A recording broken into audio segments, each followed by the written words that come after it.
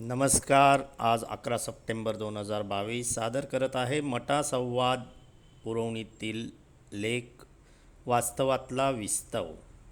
स्वातंत्र्याचा अमृत महोत्सव साजरा करणाऱ्या देशवासियांना संबोधित करताना पंतप्रधान नरेंद्र मोदींनी पुढचे पावशतक अमृतकाळ असणार असे म्हटले.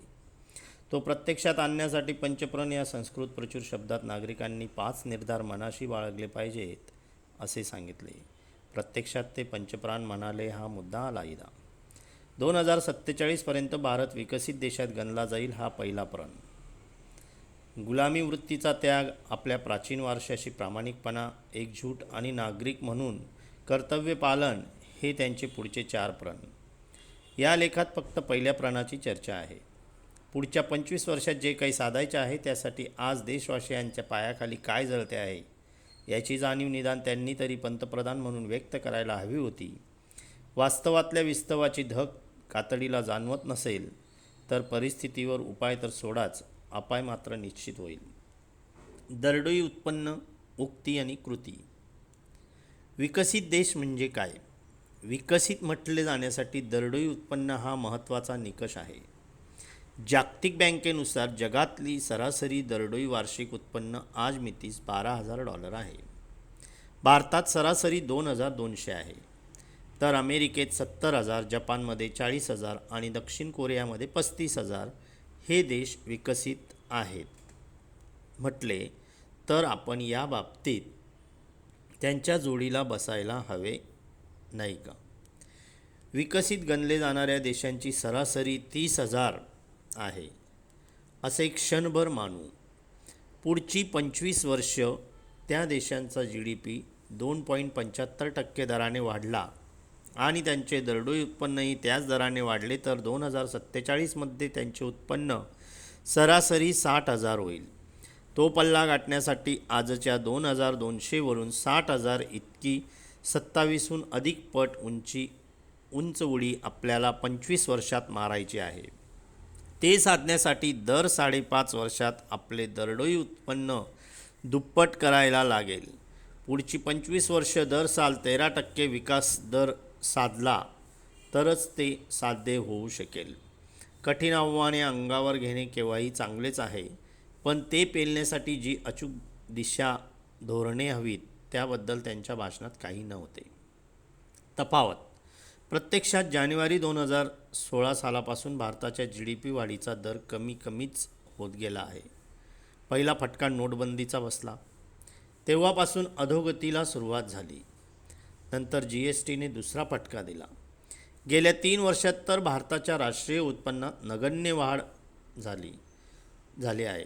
कोविड हा देशावरचा मोठा आघात होता हे खरे, पण त्याचा सामना राज्यकर्त्यांनी कसा केला हेही पाहिले पाहिजे. त्या संकटाचा सामना करण्यासाठी तडकाफडकी कोणत्याही तयारीशिवाय अचानक लॉकडाऊन लावला, त्यामुळे अर्थव्यवस्था ठप्प होऊन 25%नी घसरली. कोविडचे निवारण दूरच राहो, प्रत्यक्षात दुसऱ्या लाटेमध्ये लक्षावधी लोकांचा मृत्यू झाला.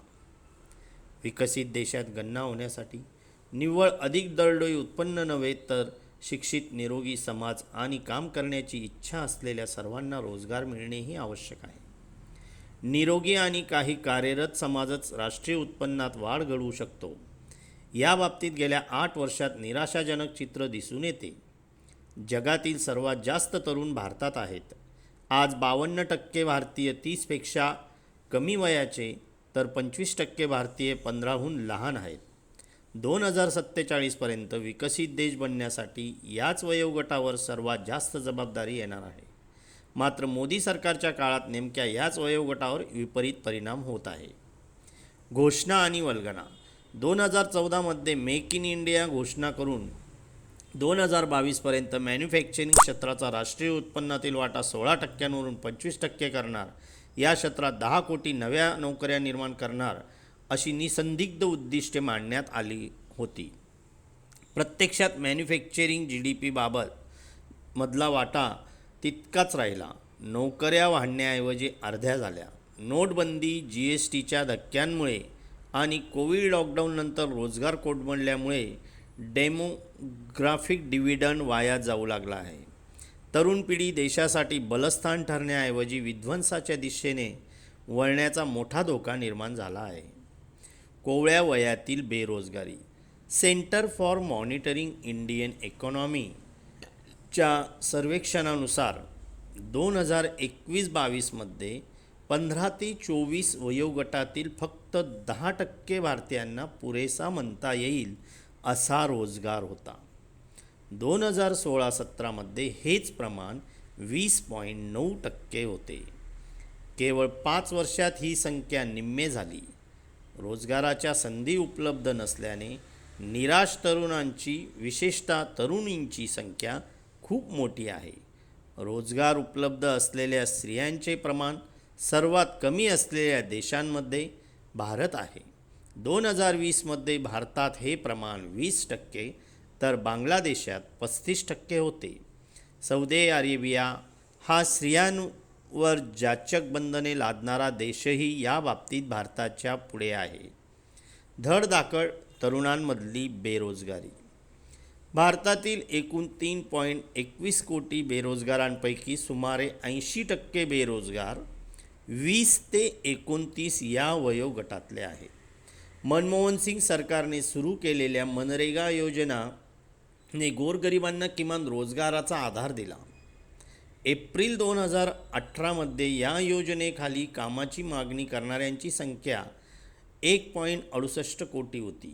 ती 2022 एप्रिलमध्ये 2.32 कोटी झाली. मोदींनी 2015मध्ये त्याच मनरेगाला काँग्रेसच्या विफलतेचे स्मारक म्हणून मी जिवंत ठेवीन असा असभ्य निर्धार व्यक्त केला होता. नॅशनल क्राईम रेकॉर्ड ब्युरो या सरकारी संस्थेने 2021चा अहवाल अलीकडेच प्रसिद्ध केला. त्यानुसार 2021मध्ये एकूण 1,64,033 आत्महत्या नोंदवल्या गेल्या. त्यापैकी 41% लोक टीसीच्या आतले तरुण होते. मोलमजुरी करून पोट भरणाऱ्या कामगारांच्या आत्महत्येचे प्रमाण गेल्या 8 वर्षात खूप वाढले आहे. दर 4 एक आत्महत्या अशा कामगारांची आहे. भारताच्या आर्थिक प्रगतीचे चक्र अडले ते मोदी सरकारच्या धोरणांमुळेच, असे स्पष्ट मत त्यांचेच अभूतपूर्व आर्थिक सल्लागार अरविंद सुब्रमण्यम यांनी अलीकडेच मांडले. सरकारी परवाने, धोरणे आणि कॉन्ट्रॅक्ट देताना अंबानी अदानी या डबल एनना झुकते माप देण्यावर त्यांनी बोट ठेवले आहे. रेवडी आणि मलिदा. 2016मध्ये ₹8,059 असलेले शेतकऱ्यांचे मासिक उत्पन्न 2019मध्ये 10,218 होते. 2022मध्ये ते 12,445 असेल असा अंदाज आहे. महागाई विचारात घेतली तर 2016पेक्षा दुप्पट होण्यासाठी 2022मध्ये ₹21,146 इतके उत्पन्न व्हायला हवे होते. शेतकऱ्यांच्या बिकट परिस्थितीची दखल घेऊन तेलंगणा सरकारच्या राईतू बंधू योजनेच्या धर्तीवर 2019पासून प्रधानमंत्री विकास सन्मान निधी मार्फत 10.69 कोटी शेतकरी कुटुंबांना वार्षिक ₹6,000 आधार मोदी सरकार देते. विरोधी पक्षांच्या राज्य सरकारांवर मात्र रेवडी संस्कृतीची राळ मोदींनीच उडवायला सुरुवात केली. तसेच पेट्रोल डिझेलचे आंतरराष्ट्रीय भाव पडूनही त्यावर भरमसाठ कर वसूल करणाऱ्या मोदी सरकारने सप्टेंबर 2019मध्ये कंपन्यांवरील प्राप्तिकराचा दर 30%वरून 22% खाली आणला. बँकांमधील बड्या लोकांची लाखो कोटी रुपयांची बुडीत कर खाती वेगळीच. या अपात्री दानाला कसली संस्कृती म्हणावे? गरजूंना दिली तर ती रेवडी, श्रीमंतांना दिली तर ते धडाडीचे आर्थिक धोरण. प्रधानमंत्री आवास योजना, प्रधानमंत्री जीवन ज्योती विमा योजना, प्रधानमंत्री सुरक्षा योजना, प्रधानमंत्री गरीब कल्याण योजना, प्रधानमंत्री जनधन योजना, छोट्या कर्जासाठी प्रधानमंत्री मुद्रा योजना, वृद्धांसाठी वयवंदना योजना, खतांसाठी प्रधानमंत्री भारतीय जन उर्वरक परियोजना, औषधांसाठी प्रधानमंत्री भारतीय जन औषधी परियोजना, अशा अनेक योजना आहेत. यातल्या बहुतांश ठिकाणी मोदींचा फोटो लावलेला असतो. स्वतःची इमेज बनविण्याचा आणि पक्षाच्या नावाचा प्रचार करण्याचा उद्देश उघड दिसतो. शेवटच्या 2 योजना प्रधानमंत्री भाजप अशी आहेत.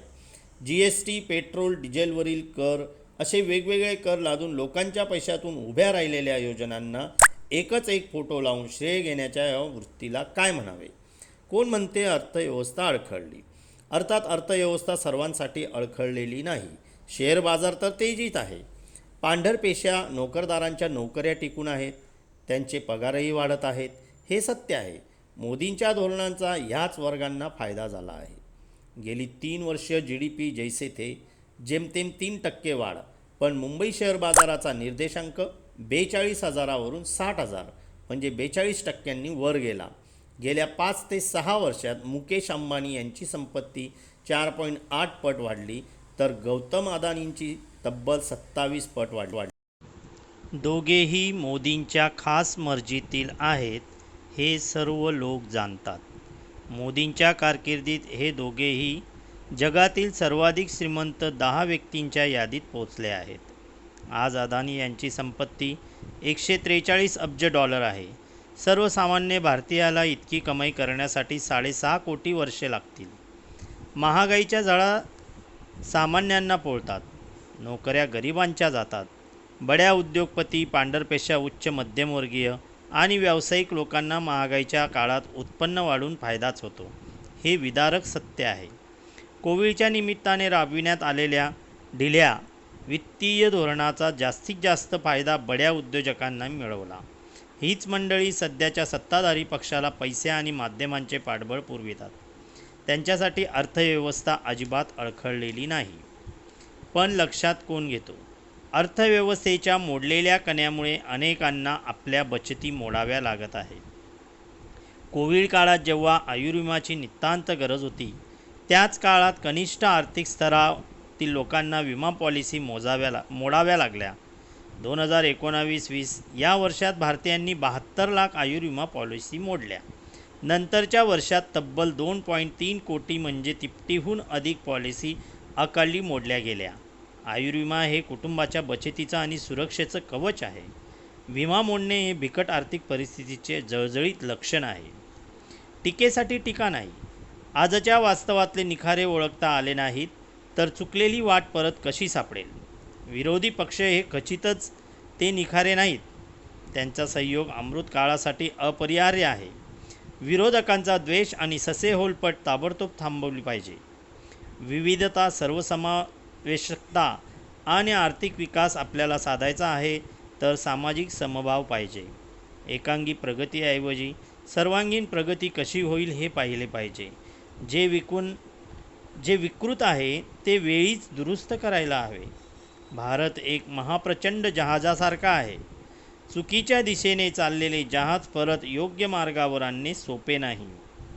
डोळे उघडे ठेवले तर हिमनगांवर नजर ठेवता येईल.